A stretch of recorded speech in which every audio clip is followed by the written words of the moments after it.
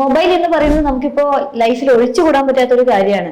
അതിൽ ഏറ്റവും കൂടുതൽ യൂസ് ചെയ്യുന്നത് നമ്മുടെ തംസ് ആണ്. ബീറ്റ് ഇൻസ്റ്റാ റീൽസ് സ്വൈപ്പ് ചെയ്യാനാണെങ്കിലും, ഒരു ടെക്സ്റ്റ് SMS അല്ലെങ്കിൽ വാട്സാപ്പ് ചെയ്യാനാണെങ്കിലും, നമ്മളിങ്ങനെ കണ്ടിന്യൂസ് ആയിട്ട് മൊബൈൽ യൂസ് ചെയ്യുമ്പോൾ, അതല്ലെങ്കിൽ നമ്മൾ തംസ് യൂസ് ചെയ്യുമ്പോൾ, it is really effecting our health. അതിനെക്കുറിച്ച് കൂടുതലായി അറിയാം. ഇന്ന് പ്രായഭേദമന്യേ ഇന്ന് എല്ലാവരും ഉപയോഗിക്കുന്ന ഒരു വസ്തുവാണ്, ഒരു അവിഭാജ്യ ഘടകമാണ് മൊബൈൽ ഫോൺ. അതില്ലെങ്കിൽ ഒരു ദിവസം ഒരു വ്യക്തിക്ക് എന്തൊക്കെയോ ജീവിതത്തിൽ നഷ്ടപ്പെടുന്ന ഒരു ഫീലിംഗ് ആണ്. അപ്പൊ ഈ മൊബൈൽ ഫോൺ വെച്ച് മണിക്കൂറുകളോളം യുവതലമുറയും അതേപോലെ പ്രായമുള്ളവരും ഉപയോഗിക്കുന്നതായിട്ട് നമുക്ക് കാണുവാൻ സാധിക്കും. കൂടുതൽ നമ്മൾ ആ ഒരു മൊബൈൽ ഹോൾഡ് ചെയ്യുമ്പോൾ ഒരു പൊസിഷൻ നമ്മൾ ആലോചിച്ച് നോക്കണം. ഞാനൊരു എക്സാമ്പിളോട് നിങ്ങൾ കാണിച്ചു തരാം. അപ്പൊ ഈ നമ്മുടെ ഈ SMS തമ്മിൽ നമ്മൾ മനസ്സിലാക്കണമെങ്കിൽ നമ്മളിങ്ങനെ പിടിക്കുന്ന സ്ഥലത്ത് നമ്മുടെ ബാക്കി എല്ലാ ഫിംഗേഴ്സിനെയും കൊണ്ട് ഇതിനെ സപ്പോർട്ട് ചെയ്യുന്നു. ഈ തമ്പ് കൊണ്ടാണ് നമ്മുടെ എല്ലാ മിക്ക മെസ്സേജുകളും എല്ലാ കാര്യങ്ങളും നമ്മൾ സെർച്ച് ചെയ്യുന്നതും. മറ്റ് ഈ വിരൽ ഉപയോഗിക്കുന്നെങ്കിൽ കൂടി മിക്ക തമ്പാണ് ഈ മൊബൈൽ ഫോൺ ഉപയോഗത്തിൽ ഏറ്റവും കൂടുതൽ പ്രവർത്തിക്കുന്ന ഒരു ജോയിന്റ്, അതല്ലെങ്കിൽ ഫിംഗർ അല്ലെങ്കിൽ ഒരു ബോൺസും ഇതൊക്കെ ചേർന്ന ഒരു സാധനം. അപ്പൊ നമ്മൾ ഇങ്ങനെ ഉപയോഗിക്കുമ്പോൾ നിരന്തരമായ ഉപയോഗം, മണിക്കൂറുകൾ കൊണ്ടുള്ള ഉപയോഗം കൊണ്ട് രണ്ട് പ്രധാനപ്പെട്ട ഒരു അസുഖങ്ങൾ തന്നെ പറയാം നമ്മുടെ ഈ തമ്പിനെ എഫക്ട് ചെയ്യാറുണ്ട്. അപ്പൊ ഇത് രണ്ടും കൂടെ ചേർന്നാണ് നമ്മൾ സാധാരണ SMS തമ്പ് എന്ന് പറയുന്നത്. അപ്പൊ എന്തൊക്കെയാണ് ഈ അസുഖങ്ങൾ?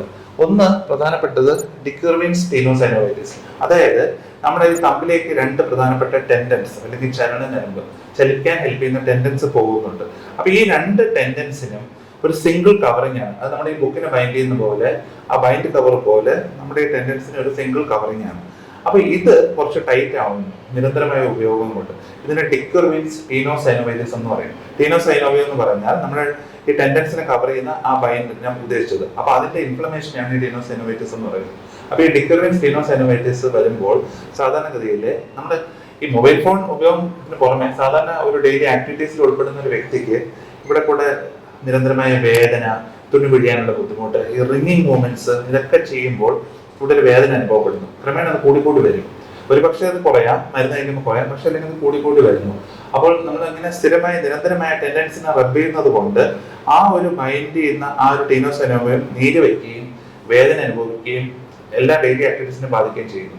അപ്പൊ ഇങ്ങനെ ഒരു സിറ്റുവേഷൻ നമ്മൾ ആദ്യ തുടക്കത്തിൽ മരുന്ന് കൊടുക്കുന്നു, പിന്നീട് നിരന്തരമായി നിൽക്കുന്ന ഘട്ടത്തില് ചെറിയൊരു ഇൻസിഷനിലൂടെ, മേ ബി ഒരു 1 സെന്റിമീറ്റർ 2 സെന്റിമീറ്റർ ഇൻസിഷനിലൂടെ ആ ടൈറ്റ് ആയിരിക്കുന്ന ആ ഒരു ബാൻഡ് ടീനോസൈനോവിയത്തിനെ ആ ഓർത്തോപെഡിക് സർജൻ സാധാരണ കട്ട് ചെയ്ത് അതിന് റിലീസ് ചെയ്യാണ് പതിവ്. അതാണ് അതിന്റെ ട്രീറ്റ്മെന്റ്. അപ്പൊ ഇതാണ് ഡിക്യൂർവെൻസ് എന്ന ടീനോസൈനോവൈറ്റിസ്.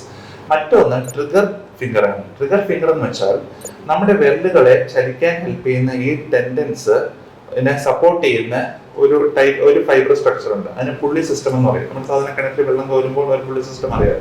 അതുപോലെ നമ്മുടെ കൈകളിലെ വിരലുകൾ സ്മൂത്ത് ആയി ചലിക്കാൻ ഹെൽപ്പ് ചെയ്യുന്ന പുള്ളി സിസ്റ്റം ഈ ടെൻഡന്റെ മുകളിലുണ്ട്. അപ്പൊ ഈ പുള്ളി സിസ്റ്റം ഹാർഡ് ആവുന്നത്, അത് ഈ തമ്പ് നിരന്തരമായി ഉപയോഗിക്കുന്നതുകൊണ്ട് ഈ പുള്ളി സിസ്റ്റം ഹാർഡ് ആവുന്നു പൊതുവെ. അപ്പൊ സമയത്ത് നമ്മളിപ്പോ എന്തെങ്കിലും കാര്യങ്ങൾ ചെയ്യുമ്പോൾ ഈ വിരല് ഇങ്ങനെ ഉടക്കും, അതായത് ഫ്രീ ആയിട്ട് മൂവ് ചെയ്യാൻ പറ്റുന്നില്ല, ആ പുള്ളി സിസ്റ്റം ഹാർഡ് ആയതുകൊണ്ട്. ഇതിനെ നമ്മൾ ട്രിഗർ തമ്പെന്നും പറയും. അപ്പൊ ഈ രണ്ട് കണ്ടീഷൻസ് ആണ് സാധാരണയായിട്ട് ഈ SMS തമ്പിലൂടെ നമ്മൾ ഉദ്ദേശിക്കുന്നത്. അപ്പൊ ഈ ട്രിഗർ തമ്പ് വരുന്ന സിറ്റുവേഷനിൽ നമ്മൾ ആ ഹാർഡ് ആയിരിക്കുന്ന ആ പുള്ളി സിസ്റ്റത്തിനെ ചെറുതായിട്ടൊന്ന് തുറന്ന് റിലീസ് ചെയ്യേണ്ടി വരുന്നു. അപ്പൊ നമ്മൾ ശ്രദ്ധിക്കേണ്ട കാര്യം, നമുക്ക് ഞാൻ പറഞ്ഞാൽ ഉദ്ദേശിപ്പിക്കുന്നത് ഇത് രണ്ടും നമ്മുടെ ഈ രണ്ട് സിറ്റുവേഷനും അവസാനം ചിലപ്പോൾ ഒരു സർജറിയിൽ ചെന്ന് എത്തിയിരിക്കാം. അപ്പൊ ഈ മൊബൈൽ ഫോൺ നിരന്തരമായി ഉപയോഗിക്കുന്ന വ്യക്തികൾ ഈ ഒരു കാര്യം ശ്രദ്ധിക്കുക.